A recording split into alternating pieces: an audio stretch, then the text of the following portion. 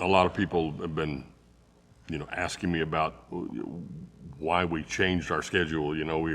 We were scheduled to have the play Soldier Come Home this summer, but as we got to talking about it, you decided you wanted to do one more major role before you, and hang it up is not the right word, not phrase, it's but kind of the right word. I'm not going to be leaving here, or people keep asking you and me both the same question. Or what's going on? Yeah, but I'm gonna back off as far as leading roles here, because people see me having trouble walking. People know I have trouble with my legs, and I broke my neck years ago on a motorcycle, and I think all of that's kind of come home to roost, and I mean literally 50 years ago. And so, but this particular role, Tommy, this role is my favorite role I've ever done. I don't know if I identify with Peter. We probably all can. We've all made lots of huge mistakes that the Lord has forgiven, and perhaps that's it. That's why I identify with him so much, because I have made a lot of mistakes. Everybody can identify with feeling shame. One of the things, and I've done this role before. We started Ragtown with this play, and it's a good way for me to end this part of my career here. But I want to tell you something, and you remember this, and I think it's probably the best compliment any actor can ever receive, because there were several times during the run of this show, the end of it, you wrote it so beautifully, and it's so very, very touching.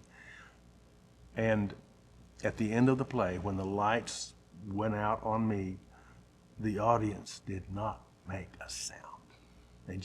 They were so in the moment. And then this happened, I think, 3 times. The curtain opened for the curtain call. The audience still never made a sound. Never started clapping. Didn't want to break the silence. And what a compliment. I mean, just as a performer, just as an actor, what a compliment that is. Well, it just says that you had your character had touched them. And that's what we want it to do. Yeah. That's the biggest thing to me when, this has never been about exhibiting your talent, exhibiting my talent, exhibiting anybody's talent, or seeing how hard we work or whatever to do this. I mean, what we hope is that the people who attend receive just what the Lord has for them when they see these productions. And I believe with my heart that happens over and over and over again. We began it in 2007 after a big long conversation about you've been traveling doing Paul the Apostle, and we started talking about building a theater, and we started with chatting about the conversations that would take place on the way home. And a few people have shared with us about those conversations, and it delights me. It's what makes me want to continue doing this for as long as we possibly can. Had a fellow that early on, we talked about the fact, people come to the theater and then what do they say on the way home? And there was a man that contacted me, and he brought his mother to see this play, and he led her to the Lord on the way home. Wow. And I told him that is why Ragtown Gospel Theater was built. That's exactly the reason it was built. I remember one of our volunteers he had a son. They had a divorce, and the son had not grown up in his home, and they didn't have they had a relationship, but it was they were kind of estranged. And he told me that they went down here to the Best Western and talked until 3 a.m. after production. And it opened a door between them. They realized some common ground that they had that they didn't know they had before. When we were building Ragtown, before any of this was ever done, it was just, it was all just white, concrete. I mean, not concrete, but sheetrock, and we hadn't done any of the faux painting. And there was a gentleman that came out here, and he was a pretty rough guy.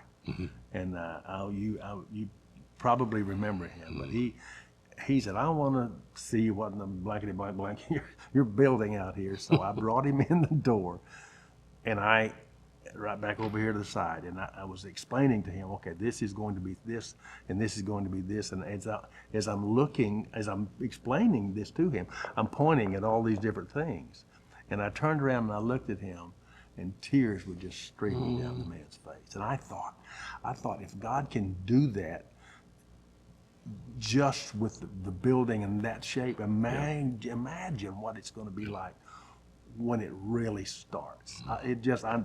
So touched my heart that day.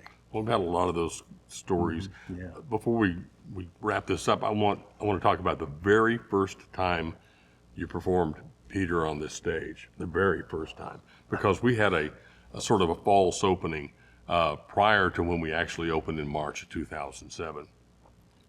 And just to tell the whole story, we had a loan with a bank that sold. Right after they had approved our loan, they sold, the bank sold. And the people that took it over were from New York, and they were Jewish.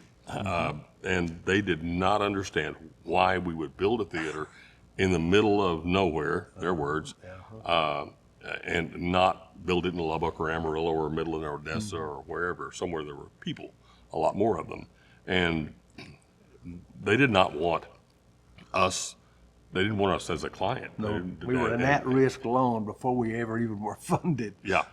And so they were pressing us to prove to them that we could draw an audience. And so in January, we had the theater, the auditorium was finished, but the lobby was not. It was just sheetrock and a concrete floor. Didn't even have windows. I mean, as a matter of fact, we had a scissor lift in one end in one end of the lobby. Yeah, and had plastic over the windows and the door, and it was not close to finished, but we opened. January 12th, 2007. I will never forget that night. And we were open Friday, Saturday, and Sunday, and we had sold out the theater for 3 productions, and which was amazing. It was amazing to have that. What a thing! It was such a message to that banker. But then we had the Friday night show, and it was wonderful. You were amazing. It was great. People loved it. And afterward, when we all stepped out into the lobby, every surface within 20 or 30 miles was covered with about a quarter of an inch of ice. Oh my gosh! It was horrible. It was. And I remember you were standing on a little piece of carpet out there in the uncarpeted lobby. I know it. You know how cold concrete is when it's cold weather. My feet felt like icebergs. And somebody went and got me a little tiny piece of carpet to stand on. So, well, it was amazing, and it took people hours and hours to get home. And and of course we had to cancel the subsequent Saturday and Sunday performances because it was just this giant ice and snowstorm. And we could not understand it. We didn't know, have we gotten the wrong signal here? What's going on? We put so much work into getting it ready, but anyway, we proved what we needed to prove to the banker, and then we closed up shop for a few months, 3 months, and finished the theater, and then reopened with Peter the Rock in March of 2007. Yes. And the rest is history.